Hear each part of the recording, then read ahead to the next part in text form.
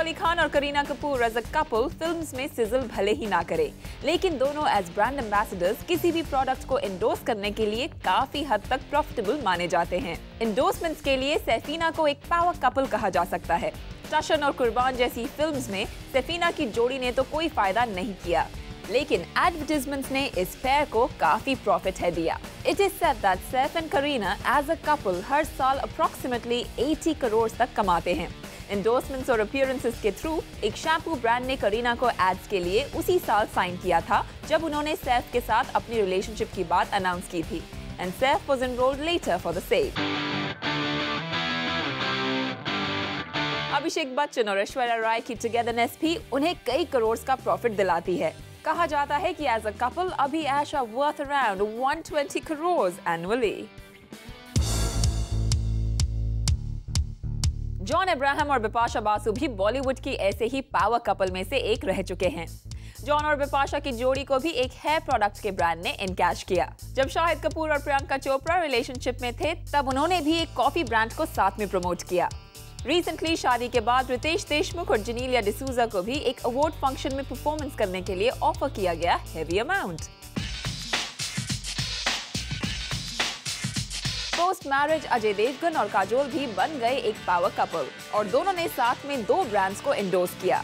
Apparently Ajay और काजोल की family image को एडवर्टाइजमेंट्स में इनकैश करना काफी फायदेमंद साबित हुआ है। हाउएवर, ब्रेकअप होने के बाद कपल्स की पर्सनल लाइफ के साथ प्रोफेशनल डील्स पर उसका असर होता है। शायद जो ऑफर्स उन्हें एक पेयर होने में मिलती है, एक दूसरे से अलग होने के बाद वैसी ऑफर्स उनकी किटी में नहीं जाती। As per a source, John और बिपाशा को अपने ब्रेकअप की न्यूज को छुपा कर रखना पड़ा था क्योंकि उन्होंने साथ में कुछ एंडोर्समेंट साइन किए थे और उनका ब्रेकअप उनके फायदे की डील को घाटे का सौदा बना सकता था। तो क्या स्टार लवर्स बन के रह गए हैं एक दूसरे के लिए एक big fat pay cheque? Let's find out on Parishati with Page 3 and Bollywood expert Simi Chandok. Simi, welcome to the show. Hey Supreet, how are you doing? I'm very well. But there's one question for you. Bollywood में couple power kind of translates to professional power.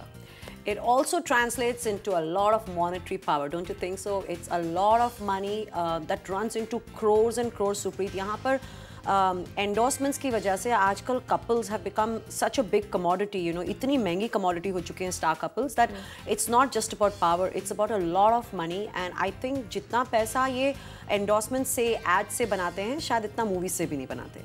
So star relationships में एक जो tagline आती है, it's not just I love you, it's I love the money you bring home.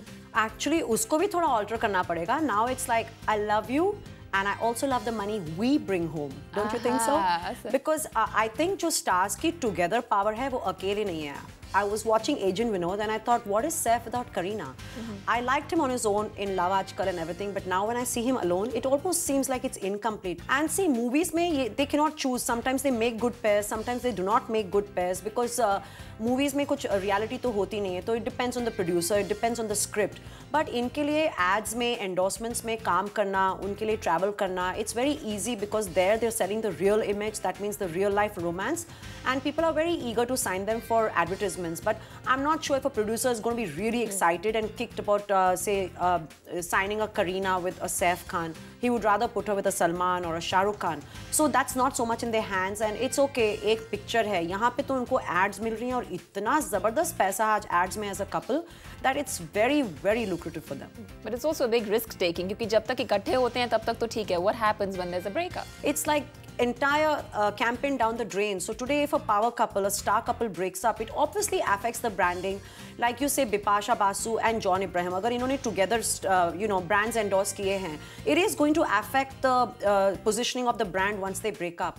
And यहाँ पर brand वाले अपनी तरफ से पूरी तरह safe play करते हैं, and they do have clauses where they say that you cannot break up, and if you do, you're going to keep it in hiding. That probably explains why Bipasha Basu and John Abraham continued to pretend to be a couple in spite of breaking up, because there was a lot of money involved, there were clauses involved in the contract, perhaps, I'm not sure.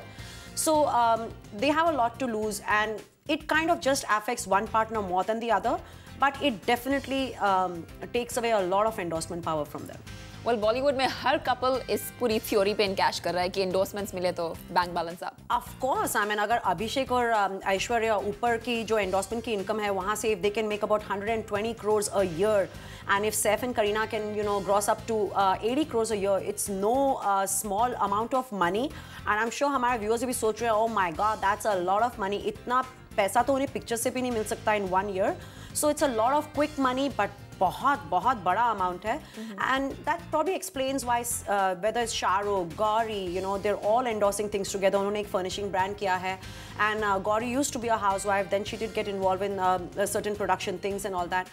But for her to start doing ads and everything, it must be a lot of money. Like Supreet, you said at the beginning of the show that it's also a big power couple statement. So yes, they become a more powerful couple in terms of perception. Plus, बहुत सारा पैसा घर आ रहा है, तो why shouldn't they do it? That explains Shahrukh and Gauri doing it. I mean, somebody like a Manyata Dutt getting endorsements for jewelry brands and Sanjay Dutt is walking with her and they're endorsing the brand together and this is the same Sanjay Dutt who doesn't want his 20-something daughter to become an actress because he says we are from a conservative family and my dad didn't want the girls to get into acting and we want to keep that tradition going, but here he suddenly doesn't mind if his wife is endorsing products. Well, when it comes to hundreds of crores, I think everybody is ready to bend the rules. It's a lot of pressure on them then, as well as enticement going with something like that. I don't think they're looking at the pressure. The stars are only looking at the pleasure that comes with ding, ding, ding, ding, ding, ding. But then there's absolutely no stopping to this. Don't you think the stars are being a bit over greedy here? I really think that वो अपने emotions को बेच रहे हैं, अपने आप को बेच रहे हैं, and somewhere love at what cost, and heartache at what cost. तो आप पैसे के लिए जब breakup हो जाता है उसके बावजूद you are pretending to be in love when you're with somebody else. It's really below my sense of ethics and I think the stars should refrain from selling themselves as a couple. I mean movie से पैसा मिल रहा है, solo advertisement से पैसा मिल रहा है, तो कम से कम इतना लालच तो मत करो, थोड़ा सा कहीं पे अपनी पैसे की हवस को कंट्रोल कर लो कि you're not completely selling out your relationship like that. Probably that's one of the reasons they break up or they go through these phases because एक relationship में इतना pressure आ जाता होगा कि we have to be together, we have to come across the best, the happiest couple कि ये लोग कभी openly लड़ झगड़ भी नहीं सकेंगे. जॉन अब्राहम ने अक्सर अपने सक्सेस के लिए अपने फैंस को क्रेडिट दिया है. उन्हें जब भी मौका मिलता है वो इंटरव्यूज में अपने हर चाहने वाले को थैंक्स कहना नहीं भूलते हैं. लेकिन इस बार जॉन हो गए हैं अपने एक फैन पर कुछ ज्यादा ही मेहरबान. कहा जा रहा है कि एक ऑटो रिक्शा वाला है इस एक्टर का जबरदस्त फैन और जब जॉन को इस बात का पता चला तब से वो उस रिक्शा वाले के बन गए हैं दोस्त. उसकी छोटी मोटी फाइनेंशियल हेल्प तो वो करते ही हैं, साथ ही जॉन उसे अपनी फिल्म्स के प्रीमियर के लिए भी इनवाइट करते हैं. जॉन भी ये जताने में पीछे नहीं है कि अगर कोई उन्हें अप्रिशिएट करता है तो उनके लिए वो क्या कुछ नहीं कर सकते हैं. भले ही सैफ हाल ही में बहुत कंट्रोवर्सी से गुजर रहे हैं, लेकिन उनका असर उनकी दरिया दिली पर नहीं पड़ा है. Recently at a promotional event of Agent Vinod, जहां हजारों फैंस इकट्ठा हुए to just see a glance of their favorite star, वहीं सैफ की नजर पड़ी उस एक स्पेशल फैन पर who was struggling hard to just wave his hand and get noticed by Saif. Saif ने quickly उस फैन को अपने पास बुलाया और अपनी expensive watch उतारकर उस फैन को दे दी with a smile. Salman Khan की फैन फॉलोइंग का तो अंदाजा लगाना भी मुश्किल है और उतना ही मुश्किल है इस बात को जान पाना कि सलमान खान अपने दीवाने फैंस के लिए किस हद तक जा सकते हैं. कभी बच्चों को बाइसिकल गिफ्ट कर देना तो कभी लोगों को राशन दे देना. इस तरह की दरियादिली तो सलमान के लिए आम बात है. सलमान को जब पता चला कि कंजॉइंट ट्विन सबा और फराह है सलमान की बड़ी फैंस और वो उनसे मिलकर उन्हें राखी बांधना चाहती हैं, बड़े दिल वाले सलमान ने उन्हें फ्लाइट से मुंबई बुलाया और उनके साथ एक पूरा दिन स्पेंड किया. साथ ही उनसे राखी भी बंधवाई. नीडलेस टू से कि सलमान की इस जेस्चर को वो ट्विन सिस्टर्स कभी भूल नहीं पाएंगी. एक आई विटनेस की माने तो देर रात जब सलमान एक रेस्टोरेंट के बाहर आए तो वहाँ उनकी एक क्रेजी फैन ने सलमान को स्पॉट किया. सलमान की फैन दौड़कर उनके पास गई और उनके टी शर्ट की तारीफ कर दी और ये सुनते ही शर्टलेस होने में माहिर सलमान ने अपनी टी शर्ट झट से उतारकर उस फैन को दे दी. The girl couldn't stop screaming out of happiness and excitement. आखिर कौन सा स्टार फैन के लिए कुछ ऐसा करता है? वैसे शाहरुख खान भी अपने फैंस को खुश रखने की पूरी कोशिश करते हैं. किसी भी फेस्टिवल या अपने बर्थडे पर वो अपने घर के बाहर खड़े हजारों फैन से मिलना नहीं भूलते हैं। अपनी एक झलक दिखाकर ही अपने दीवानों को और क्रेजी कर देते हैं। वैसे कहा जाता है कि शाहरुख खान के सबसे करीबी बॉडीगार्ड यासीन खान भी SRK के बहुत बड़े फैन हैं और कई साल पहले वो अपना घर छोड़कर शाहरुख खान से मिलने मुंबई चले आए थे। शाहरुख जहां जाते यासीन उनके पीछे चले आते। इस बात को नोटिस करने के बाद शाहरुख ने यासीन को बुलाया और पूछे जाने पर यासीन ने कहा कि वो शाहरुख के बहुत बड़े फैन हैं और वो उनके पास रहना चाहते हैं। ये जानकर शाहरुख खान ने यासीन को अपना बॉडीगार्ड बनाने की बात कही, जिसके लिए यासीन फौरन मान गए और अब जहां जहां किंग खान जाते हैं यासीन उनके साथ ही होते हैं। अपने फैंस को देखकर हाथ वेव कर देना या फिर उनके साथ एक फोटो क्लिक करवा लेना, ये तो सब फिल्म स्टार्स अक्सर करते हैं, लेकिन जो अपने चाहने वालों के लिए आउट ऑफ द वे जाकर कुछ खास कर दे, ऐसे कुछ ही होते हैं स्टार्स और उनके इस अंदाज से फैंस करने लगते हैं उनसे और भी ज्यादा प्यार। अक्सर बॉलीवुड में फैंस अपने स्टार्स के लिए बहुत कुछ करते हैं, बट आजकल तो स्टार्स भी अपने फैंस के लिए इतना कुछ करते हैं। Isn't that a cute thing? But I'm not sure how many of them are genuine and how many of them are just faking it. But जहाँ तक सलमान का सवाल है, he is obviously a very genuine person. वो अगर मारामारी करते हैं तो वो दिल से करते हैं, अगर वो अपने फैंस के लिए भी कुछ करते हैं, so I'm sure even that is coming from the heart. I want to share one story here with you. Once we were sitting at his Bandra home and Salman वैसे बहुत अच्छे ऑमलेट्स बनाते हैं, बहुत अच्छी चाय बनाते थे, आई डोंट नो अगर वो अब भी बनाते हैं। एंड अर्पिता उनकी जो सिस्टर है अब तो काफ़ी बड़ी हो गई हैं, she is been dating and all for a few years, but तब वो काफ़ी छोटी थी and she was running around and Salman saw Arpita and he just picked her up and held her upside down and he could just see her, you know, in that like a diaper thing, and he just went and kissed her butt. So that is the real genuine Salman that you get to see, and I can imagine him doing that with his fans. Likewise, John Ibrahim, I think he's a wonderful person.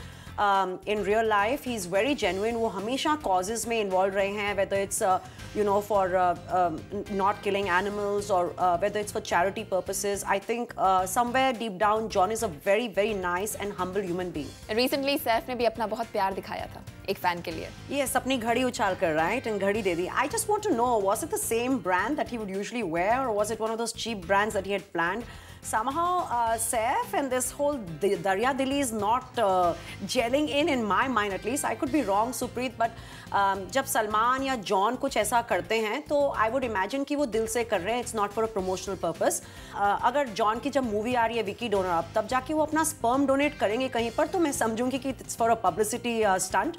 But as far as Saif is concerned, I mean, come on, वो agent Vinod को तब promote कर रहे थे और एक fan को उन्होंने मॉब में ऐसे घड़ी दे दी in a big crowd and he just gave the watch to a fan. I think that was just another way of saying, okay, अब मैं करीना की तारीफ कर चुका हूँ, अब मैं एजेंट विनोद के म्यूजिक की तारीफ कर चुका हूँ, अब मैं अपने कैरेक्टर के बारे में बात कर चुका हूँ, तो what can I talk about next? Media को एक नया एंगल कहाँ से मिले कि मेरी मूवी एजेंट विनोद, जहाँ पे मैंने खुद की मेहनत और खुद का इतना पैसा लगाया है, let me get another angle, you know, to it. Maybe the media can run one more story, one more front page, all the news channels.